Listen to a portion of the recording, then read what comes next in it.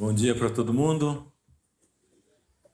Gostoso estar aqui hoje, mais uma vez. Todo sábado é dia de festa aqui, no Campolim. A gente se une para festejar uns aos outros e para festejar também o nome de Deus e louvar o nome de Deus. Bom, quero convidar você para a gente abrir a Bíblia em Números, no livro de Números, capítulo 11. E a nossa meditação vem daí. Números, capítulo 11. A gente vai ler do verso 4 em diante. Então, antes de ler, só começar a contextualizar. O povo de Israel tinha saído do Egito, Moisés tinha ido lá para tirar. Depois de todo aquele embate com o faraó deixou o povo sair. E Moisés saiu guiando o povo pelo meio do deserto. E num momento daquela trajetória, aconteceu essa coisa que vai contar aqui para nós. Verso 4 em diante. E o populacho que estava no meio deles veio a ter grande desejo das comidas dos egípcios. Pelo que os filhos de Israel tornaram a chorar e também disseram: quem nos dará carne a comer? Lembramo-nos dos peixes que no Egito comíamos de graça, dos pepinos, dos melões, dos alhos silvestres, das cebolas e dos alhos. Agora, porém, seca-se a nossa alma e nenhuma coisa vemos senão esse maná. Era o maná como semente de coentro e a sua aparência semelhante à de bidélio. Bidélio eu não faço nem ideia do que seja, mas talvez você saiba. Espalhava o povo, espalhava-se o povo e o colhia, e em moinhos o moía, ou num grau, e pisava, e em panelas o cozia, e dele fazia bolos. O seu sabor era como de bolos amassados com azeite. Quando de noite descia o orvalho sobre o arraial, sobre este também caía o maná. Beleza. Vamos contextualizar melhor a coisa, né? Aqui estava o povo de Israel andando lá no deserto, indo para a terra prometida. Quando eu penso na saída do povo de lá do Egito, sempre me vem na minha mente a imagem que aquele filme, a animação, né, do Rei do Egito, fez do povo saindo de dentro do Egito, e é muito, muito impactante aquilo, né? É meio que eu imaginava mesmo, né? As pessoas, depois de 400 anos escravizadas, sendo livres agora. Vocês são livres, vão, né? Depois de muito, muito, muito embate, muita luta. E eles saem. À medida que eles vão saindo, a alegria começa a tomar conta. Estamos livres mesmo, não tem ninguém atirando em nós com flechas, ninguém correndo atrás de nós, ninguém nos perseguindo. A gente está livre. E eles vão saindo, eles começam a se alegrar e começam a cantar, estão livres. Livres para ir para o deserto. É interessante, né?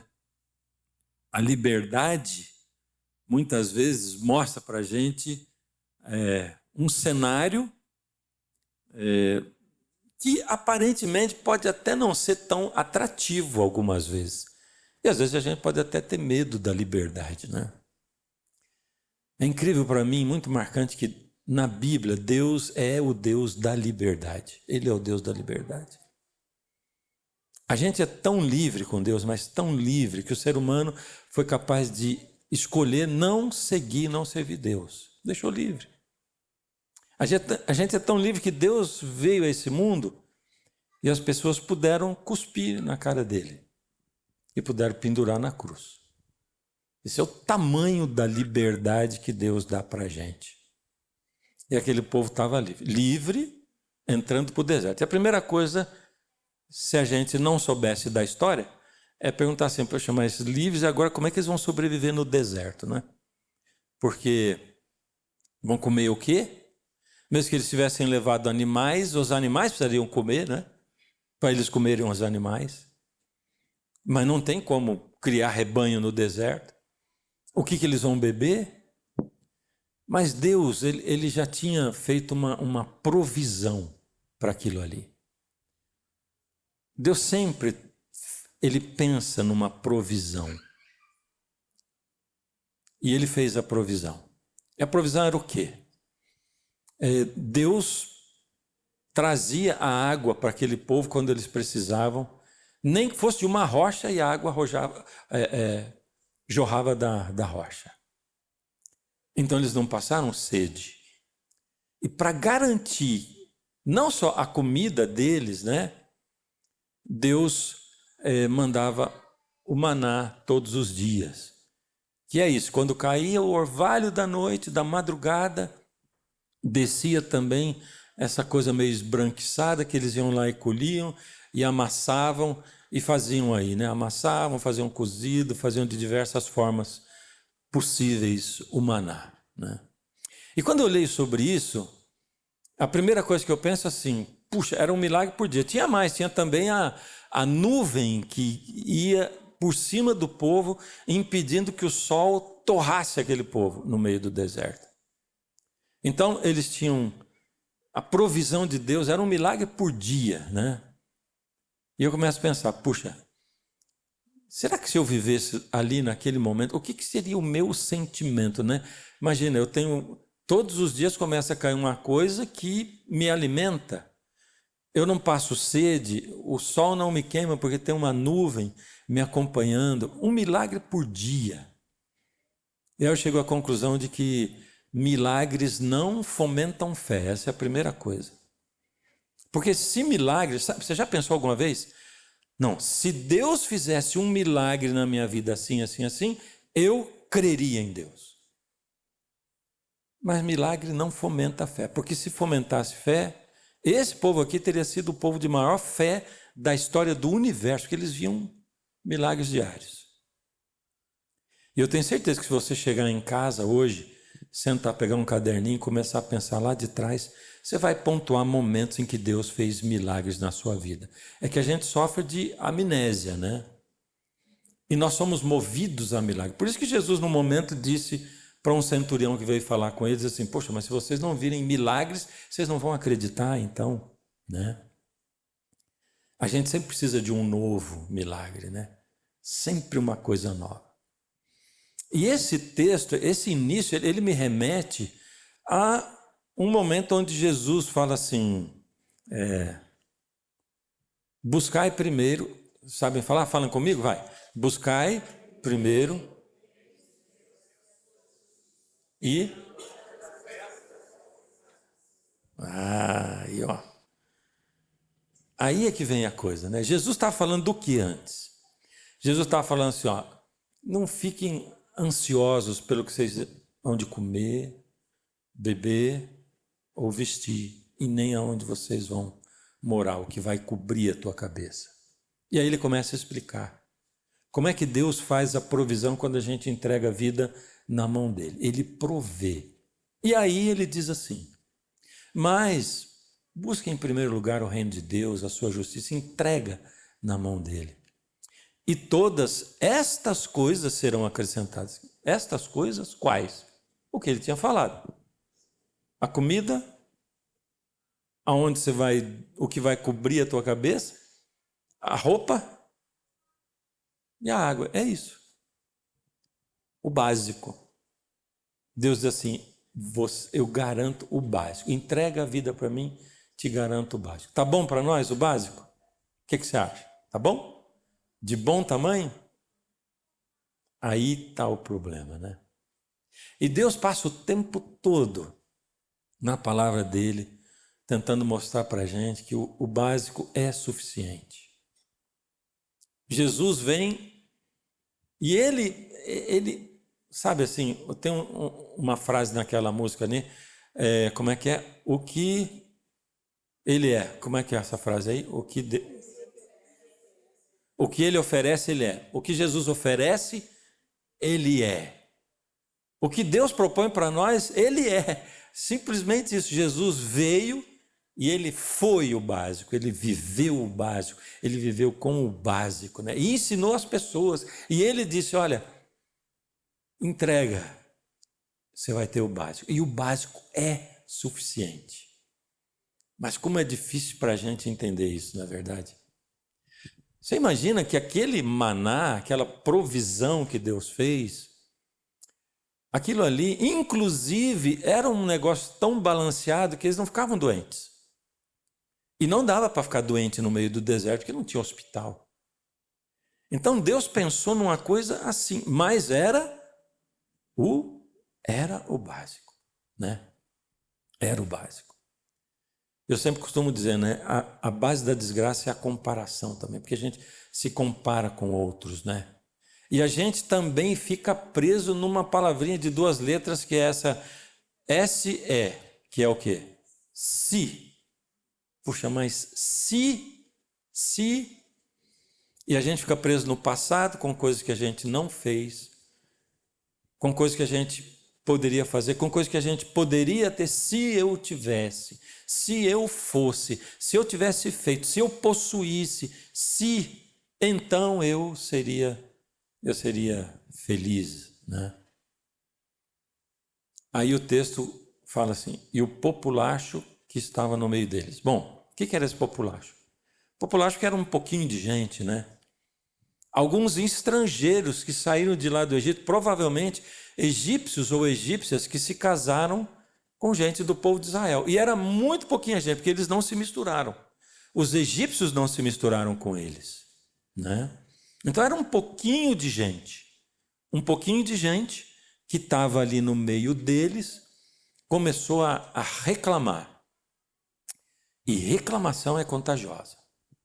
É muito contagiosa. Por isso assim, pensa muito bem, sabe, quando você reclama, ou quando você vive no meio de gente que vive reclamando, né? Que vive criticando. Crítica é contagiosa, reclamação é contagiosa. E aquele clima de crítica começou a contagiar, de tal forma que um populacho que começou a falar, um tantinho de gente, começou a contagiar todo mundo, e de repente, todo mundo estava insatisfeito. Todo mundo. E todo mundo era quanta gente? Bom, pelo que diz ali, os homens, do número de homens na idade militar, você colocando uma média de homens e mulheres, tudo, é aproximadamente 2 milhões de pessoas. Homens, mulheres e crianças. 2 milhões de pessoas. Era esse tanto que Deus alimentava por meio do deserto. Era esse tanto de gente de quem Deus cuidava, dando água, dando abrigo. Era esse tanto de gente que Moisés liderava, porque Deus chamou para liderar. Agora, você imagina 2 milhões de pessoas reclamando, com veemência, reclamando. E aí diz até o seguinte, quer ver? No verso 10 assim, então Moisés ouviu chorar o povo por família, cada um à porta de sua tenda. Uau! Cada um à porta de sua tenda. Então, era a multidão de 2 milhões de pessoas reclamando da liderança. Ou seja, Moisés foi cancelado. Foi o primeiro caso de cancelamento virtual sem ter virtual naquela época. Era um cancelamento real mesmo. Moisés estava sendo cancelado. O povo odiava Moisés. E qual era a reclamação? A reclamação é assim: a gente não suporta mais maná. É maná no café, no almoço, na janta. É maná frito, maná cozido, maná cru, maná amassado, maná esticado. Não queremos mais maná. A gente quer comer comida de verdade. Nós queremos carne. Tinham razão eles ou não? Vai comer maná só você, para você ver como é que é. É fácil criticar o outro, ou não é? Hã? Você nunca diz assim, Só isso de mistura. Mas a gente gosta de olhar o copo meio vazio sempre, né? Aí tem tanta coisa para a gente pensar no meio disso tudo, na verdade. Tanta coisa, né? Como olhar o copo meio cheio ao invés de meio vazio, né? Como todo dia manter o coração agradecido, né? O coração agradecido formoseia o rosto, né? Traz um sorriso, né? Eu falo, virou e mexe, eu estou falando aqui, mas faz um caderninho de bênção, sabe? Faz. Nem que você passa lá um mês sem escrever nele, mas quando você lembra, puxa, faz um mês que eu não escrevo, vai lá e enumera as bênçãos. Se você esquecer um mês, você vai esquecer de um monte de coisa. Semanalmente, ainda assim é capaz de você esquecer. Mas se fosse semanalmente, quando você parar para olhar para trás, você fala, nossa, eu não tinha lembrado disso, disso, disso. É tanta bênção que a gente recebe de Deus, né? E eles lidavam com Deus. Olha, nesse momento, auge aqui, quando diz assim, né? Aqui diz assim, cada um à entrada da sua tenda, né? Então Moisés ouviu chorar o povo por família, cada um à porta da sua tenda. E a ira do Senhor grandemente se acendeu e pareceu mal aos olhos de Moisés. Disse Moisés ao Senhor, para aí. Chegando aqui, a gente já vê uma diferença, porque aqui a gente tem, vamos dizer, personagens, a gente tem Deus, quem mais a gente tem? Moisés e quem mais? O povo, né? Tá subdividido assim, né? Deus, Moisés e o povo. Quem tá brabo aqui?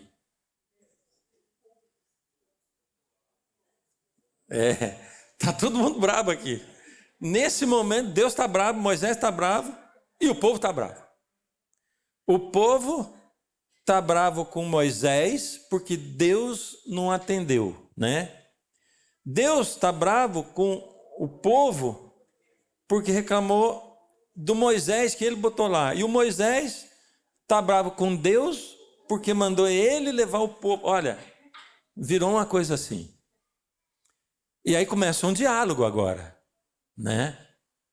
Aliás, o diálogo começa quando o povo começa a reclamar, certo? O povo reclama. E o povo reclama de quem? De Deus. Para quem? Para Moisés. E Moisés reclama. E ele reclama de quem? Reclama do povo ou de Deus? Aí ele diz assim, e disse Moisés ao Senhor. O povo reclama de Deus para Moisés. Mas Moisés, quando ele vai reclamar, ele reclama direto para Deus. Tem alguma diferença nisso ou não? Isso faz toda a diferença. Primeiro, porque Moisés não está falando nas costas de Deus. Mas o povo está. Né? O povo está falando pelas costas. Porque o povo está reclamando de Deus, mas está reclamando para Moisés. Você gosta que alguém fale mal de você pelas costas? Ninguém gosta, né? Ninguém gosta. É porque não é leal, não é sincero, né? Uns anos atrás aí, eu morava num lugar e aí tinha umas pessoas com quem eu convivia, né, que representavam a liderança de um pessoal assim, de uma comunidade. E um dos líderes, ele judiava de mim, porque ele dizia que não gostava de mim e dizia na cara, eu não gosto de você, ele falava. E eu respeitava aquele camarada, eu não gostava do que ele falava, e nem me alegrava, mas eu respeitava. Porque ele era sincero e ele falava para mim. E um dia ele foi embora. E veio um outro no lugar dele. Esse me amava e me abraçava com um punhal nas mãos aqui, ó. Sabe como é que é? Esse não era leal. Na verdade, provavelmente nenhum nem outro gostava de mim, mas um era sincero, um era leal, era verdadeiro. E não é só para você e para mim que isso faz a diferença. Isso faz a diferença para todo ser humano e inclusive para Deus. Porque quando a gente fala mal da outra pessoa, no mínimo, além de trair, nós não estamos dando a oportunidade de o outro melhorar. Porque quando o outro dizia, eu não gosto de você, por quê? Por isso, isso, isso. E eu ficava pensando, isso aqui ele tem razão, e aquilo ele tem razão. E me dava a oportunidade de melhorar. Mas quando fala de você, você não está sabendo. Você não vai melhorar nunca. É desleal. É desumano. Não é verdade? Falar do outro. É traição. E aí a gente vê Deus falando, Moisés falando com Deus. E o povo falando de Deus para Moisés. Moisés vai falar com Deus reclamando de Deus. Nós vamos ler daqui a pouco o que Moisés fala. Por isso que eu digo, o povo reclamou de Deus para Moisés. Moisés reclamou de Deus para Deus. Ele falou com Deus aquilo que ele tinha. E o outro motivo por que é importante você falar para a pessoa é que você não ignora a pessoa. E a pior coisa do mundo é ser ignorado. Entende? Sabe quando vocês estão numa DR e a mulher diz assim, você está prestando atenção no que eu estou falando? Tua mulher fala isso? A minha não, porque eu presto atenção sempre. Você está ouvindo o que eu estou falando? Está prestando atenção? Eu me lembrei de uma cena, né? Estava caminhando no parque uma vez, eu e ela, caminhando no parque e tal. E a gente caminhando um pouco mais rápido que o casal que ia à frente. E eu reparando no casal, assim, porque ela gesticulava muito para falar, ele só caminhava, e ela gesticulava muito e tal, né?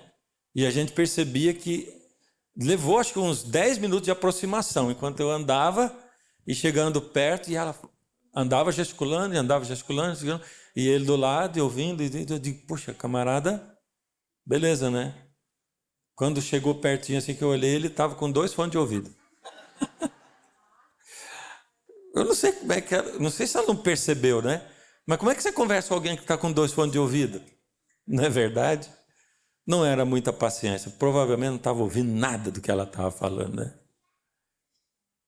E agora, Moisés tratou Deus como se Deus existisse. E Deus existe. E aqui está o grande problema, sabe? Eu acho que a gente chegou no cerne da coisa. Porque o grande problema é que a maioria das vezes a gente não trata Deus como se Ele existisse. A gente trata Deus como se Ele não existisse, sabe? A maneira como a gente age com Ele o dia inteiro, né, na vida da gente, a gente tem uma tendência muito, muito grande de quanto mais feliz, mais esquecer dele, né? E a maneira como a gente fala com Deus. Você já viu? A gente vê muito, né? Que a pessoa começa a se aproximar de igreja, assim, de uma comunidade igual a nossa, e ela começa a conviver 1 mês, 2 meses, 3 meses, não está acostumada com aquilo e tal, mas ela vem nos nossos PGs, né? Que uma delícia, né? Essa semana voltaram a se reunir, aí fotografia daqui para lá, o povo conversando, comendo junto, se alegrando, bom demais, né? E aí, num momento, depois de 3, 4 meses, assim, hoje quem vai fazer a oração inicial é a fulana. E ela diz, não, eu não, meu Deus, não. Eu não sei orar ainda, não aprendi a orar como vocês oram. Mas você não ora em casa? Oro. Mas como é que você ora? Eu oro lá do meu jeito, né? Em geral, eu costumo dizer assim, então não aprenda a orar do jeito que a gente ora, por favor. Em que sentido? É porque a gente reza, né? Eu estou falando de reza, é maravilhoso rezar, não estou criticando quem reza. Eu estou criticando quem reza e quem ora do jeito que eu vou falar aqui agora. Que é quando você faz blá, blá, blá, blá, blá, blá, blá, blá, blá, e não presta atenção no que está falando. Você entendeu como é que é? A gente é capaz de orar uma oração inteira e não prestar atenção no que falou. Publicamente, sozinho, em casa, você é capaz de acordar, vou bater o meu cartão com Deus. Plim! Aí você ora, Deus, obrigado pela boa noite. Tal. Você já dormiu a noite anterior assim. Obrigado pelo dia, perdoa os meus pecados, dá uma boa noite e, em nome de Jesus, amém. Aí você acorda no outro dia e você ora a mesma oração. Obrigado pelo dia, perdoa os meus pecados. Mas você pecou o que durante aquela noite quando você estava dormindo? Fala para mim, não faz nem sentido você falar perdoa os meus pecados naquele momento. Lógico, né? A minha situação, tudo. Mas a gente tem que prestar atenção no que fala, né? Então, geralmente a pessoa que diz não aprendi a orar é porque ela não decorou. A gente faz orações e a gente não reza, mas reza. Então a gente tem um monte de frases que a gente pega. Já ouviu alguém orar assim, amado Deus que habita nas alturas do céu? Já viu? Essa é uma frase clichê. A gente diz assim, muito obrigado por esse dia. Já ouviu alguém falar isso? Dá-nos uma boa noite, né? Antigamente a gente orava, perdoa aqueles que não vieram à igreja por motivo justo. Coitado daquele do motivo injusto, né? São frases que a gente pega e compila os clichês e a gente monta e naquela hora a gente pega, vou pegar essa. E a gente fala com Deus, mas não fala, né? Aí Deus está dizendo, puxa, olha para mim, conversa comigo, abre o coração. Fala para mim do teu problema, fala para mim o que você pensa de mim, como é que está a nossa relação hoje, vamos discutir. É quando ele diz assim, vinde e arrazoemos, é isso. Vamos trocar uma ideia, vamos falar, abre o coração, me diz o que você está pensando, o que você está sentindo. Mas é que pode ser que o que você está sentindo não é tão falável assim, né? Mas vou dizer para Deus o que eu estou sentindo? Não dá. Como é que eu vou falar isso para Deus? O que eu estou sentindo? Você imagina assim aquele dia que foi o pior dia da sua vida, né? Você pediu para Deus um mês por aquele dia, porque ia acontecer uma coisa muito importante. Você já foi antes e pedindo e falando, Deus, eu tenho 3 reuniões, as 3 são importantes, vão mudar minha vida. E chegou naquele dia, a primeira deu errado, a segunda deu pior e a terceira acabou com a tua vida. Aí você volta para casa, você volta passado, você já não acredita mais em Deus, você tá transtornado, você não quer falar com ninguém, você fala assim em casa, hoje, olha, eu não vou comer, não vou nada, eu vou entrar no quarto, vou tomar banho e vou deitar. E antes de deitar, você vai lá, joelha do lado da cama, como é seu costume, Deus, obrigado pelo dia, você quer lá me dar uma boa noite. Mentira! Está mentindo para Deus, a não ser que você cultivou um coração agradecido em qualquer situação. Pode não ser mentira, mas em geral, a gente não diz para Deus o que está pensando. Quem sabe nesse dia a tua oração deveria ser assim, Deus, eu não sei nem porque que eu estou aqui ajoelhado, porque eu não devia nem me ajoelhar, porque nesse momento eu não acredito no Senhor e eu vou dizer assim para o Senhor, eu odeio o Senhor. Porque eu estou pedindo faz um mês, de 3, não podia uma ter dado certo. Mas não, olha o que o Senhor faz comigo. O Senhor me abandonou, o Senhor me largou, Deus. Eu não creio mais no Senhor, eu não acredito, porque se o Senhor não anda comigo, eu ando sozinho, para que andar para o Senhor? Eu ando sozinho, sem ter que ficar falando com o Senhor. Se o Senhor vai continuar me tratando assim, faz um negócio, já me mata de uma vez. Em nome de Jesus, amém. Né? Se sentiria bem fazendo uma oração dessa? Você? Olha aqui. A gente parou onde mesmo? Aqui, ó. Verso 11. Disse Moisés ao Senhor: por que fizeste mal a esse teu servo? Por que o Senhor fez mal a mim? Ele começa falando. E por que eu não achei favor aos teus olhos? Visto que o Senhor pôs sobre mim a carga de todo esse povo. Por acaso eu dei a luz a todo esse povo? Para que o Senhor fique dizendo para mim, leva no teu colo como uma ama leva a criança que mama, leva para a terra prometida, até que o Senhor prometeu dar para eles, não eu. da onde eu teria tanta carne para dar para esse povo? Porque eles ficam chorando diante de mim, dizendo, dá-nos carne para que possamos comer, eu sozinho não posso levar todo esse povo, é pesado demais para mim. Se o Senhor vai me tratar assim, me mata de uma vez.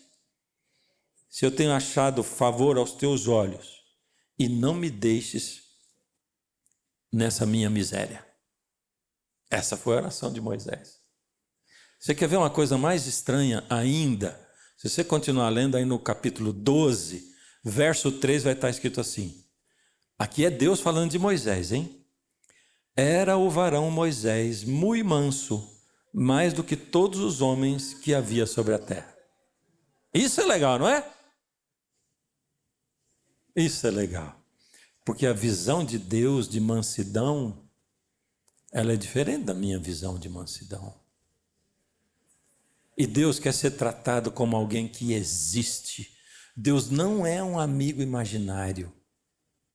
Deus não é um ser que não existe para você tratar de qualquer jeito, falar com Ele, inventar essas frases, ficar falando, para você falar com Deus só quando você está com problema.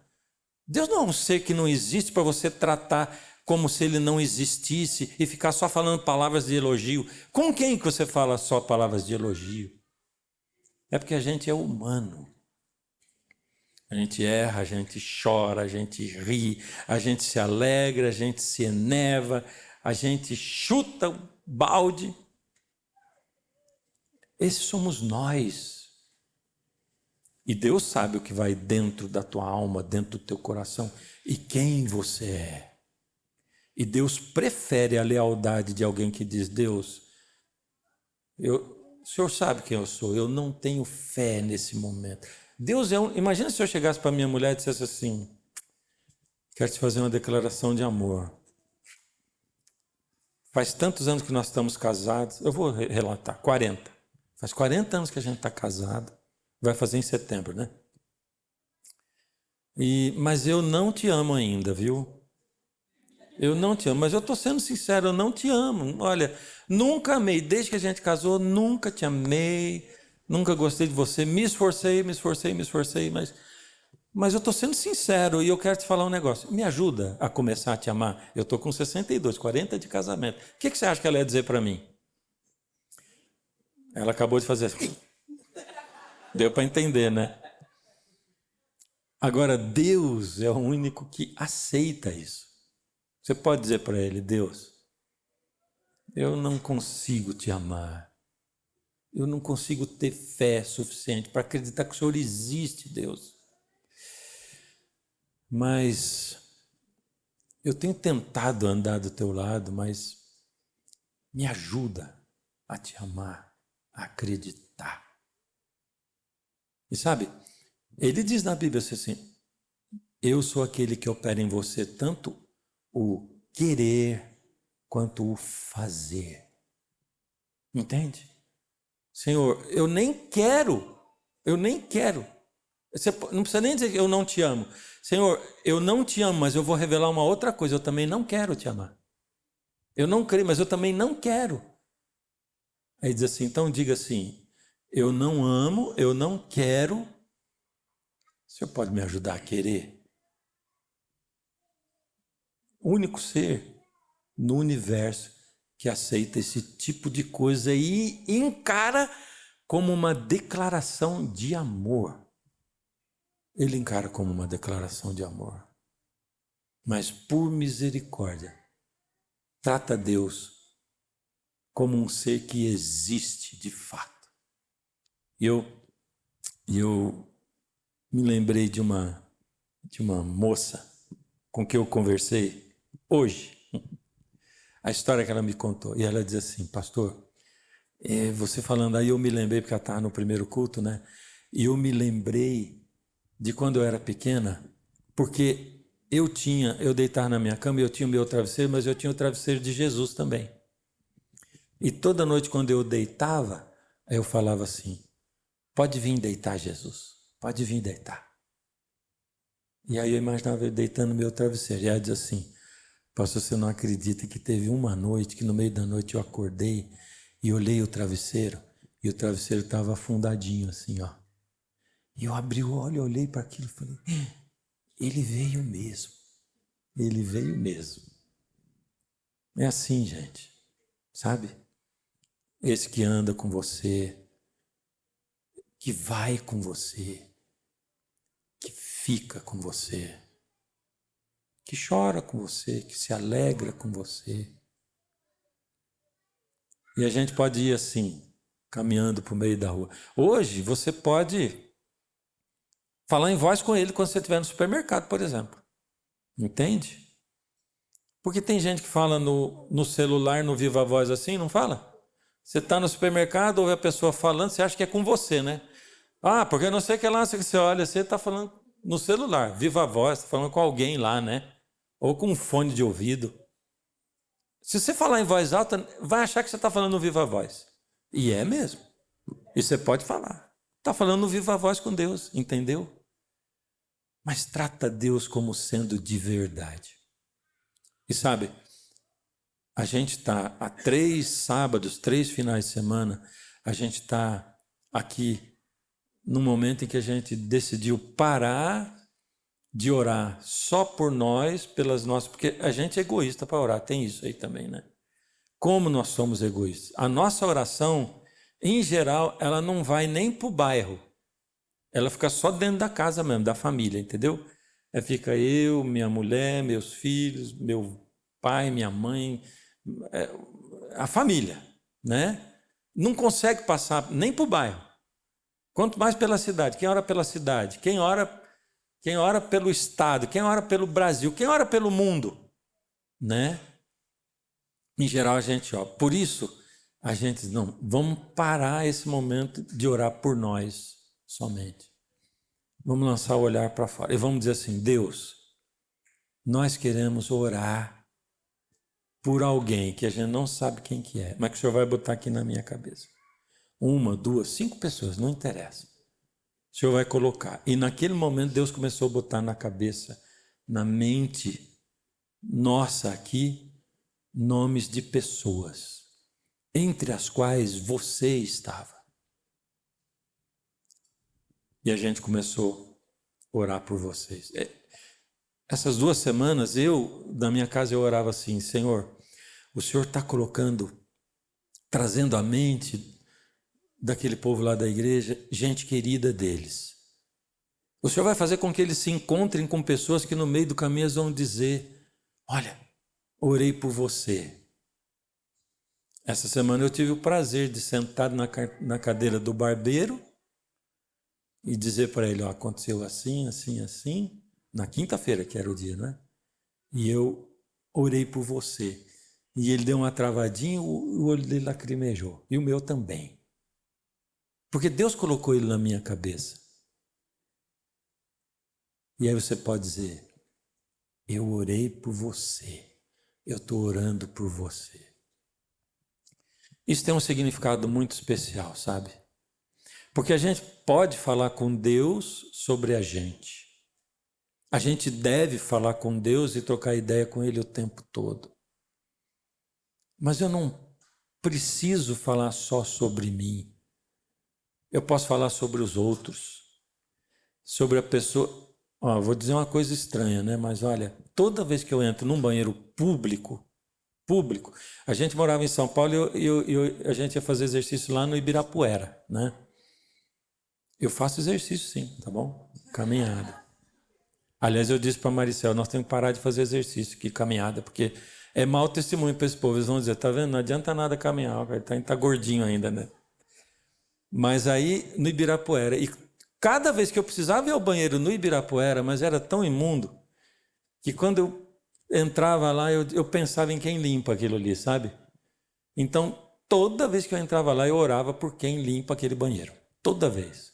Senhor, que triste ter um trabalho desse. Cuida dessa pessoa, põe alegria no coração, motiva, né? Para ela ter um propósito maior do que isso aqui. E algumas vezes, quando a pessoa estava lá que limpava, eu dizia assim, orei por você, viu? Por mim? Por você, não sei teu nome. Qual é o teu nome? Orei por você, porque esse trabalho aqui não é fácil. E eu espero que Deus ande com você o tempo todo. E algumas vezes tive a oportunidade de chamar para orar na hora ali. Quero orar com você. Já fez isso? Faz toda a diferença, gente. Para o outro e para a gente. Porque a vida não é fácil, né? Mas ela é boa. Mas não é fácil. Porque a gente comemora quando alguém chega nessa vida e a gente se entristece quando alguém sai. E a vida só faz sentido se tiver eternidade. E o durante é complicado. A gente precisa muito de Deus e uns dos outros. E quantas vezes, em momentos de angústia, de luta, momentos difíceis, aí eu falo com Deus: Senhor, olha, eu sou fraquinho, minha fé é fraca, e eu não tenho nem, Senhor, se for olhar na minha conta bancária da fé, ela está negativa. Mas eu sei que não está. Por mim estaria. É porque eu sei que tem gente orando por mim. Então o que falta em mim? Tem gente depositando fé na minha conta da fé, intercedendo por mim.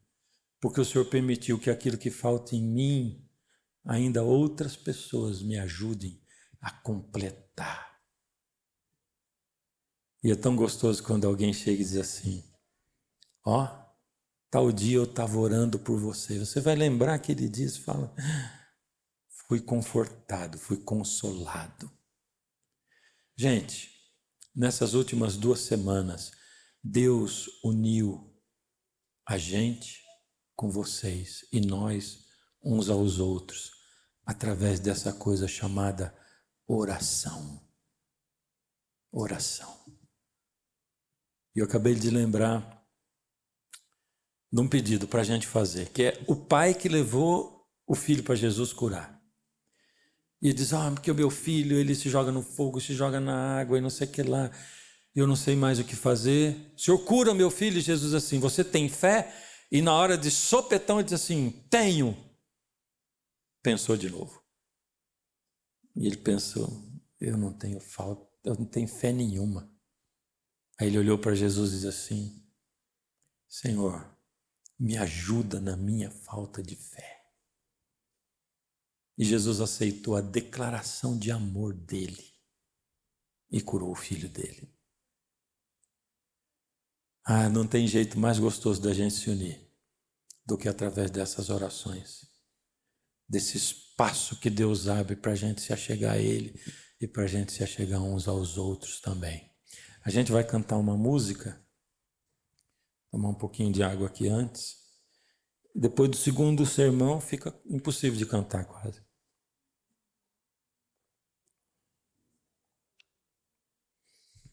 Mas essa música, a inspiração para ela veio desses momentos que eu falei para você, da minha conta negativa, e tantas vezes que eu falo para Deus: Deus, a minha conta está negativa, eu sei, mas tem gente orando por mim, tem gente orando por mim. E a gente quer aqui junto, pedir para Deus que essa música sirva de estímulo para você continuar fazendo isso. Para a gente fazer uns pelos outros. E para a gente manter essa ligação tão íntima, tão direta, tão humanamente perfeita com esse Deus, com esse Jesus que se inclina para nos ouvir.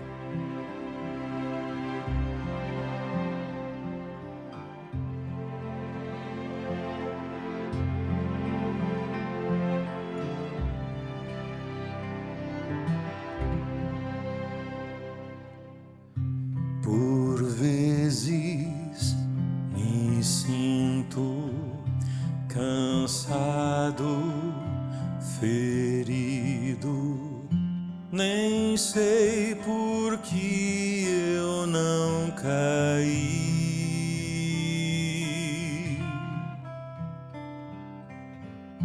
De onde a força vem pra mim.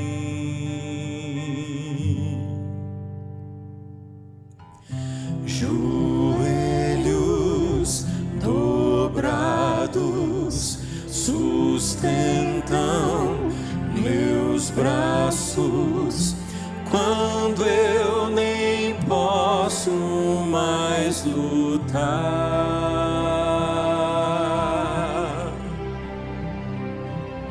Sinto que alguém está a orar.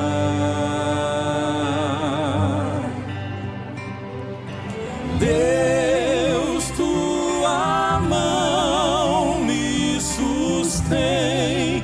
Sinto anjos aqui, não sei onde nem quem estão orando por mim.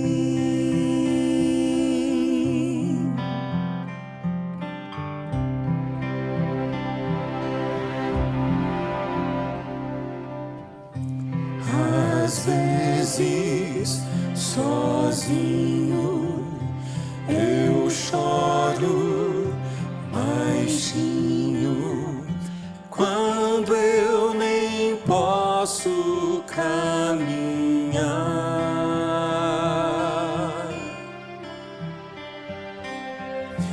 Mas de repente estou a andar.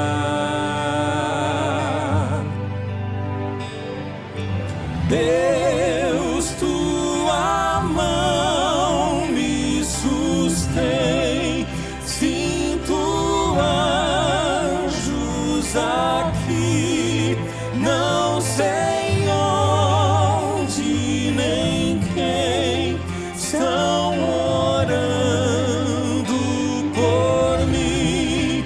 E se o mal me alcançar, e se a dor me assaltar, só me deixe sentir que alguém ora por mim.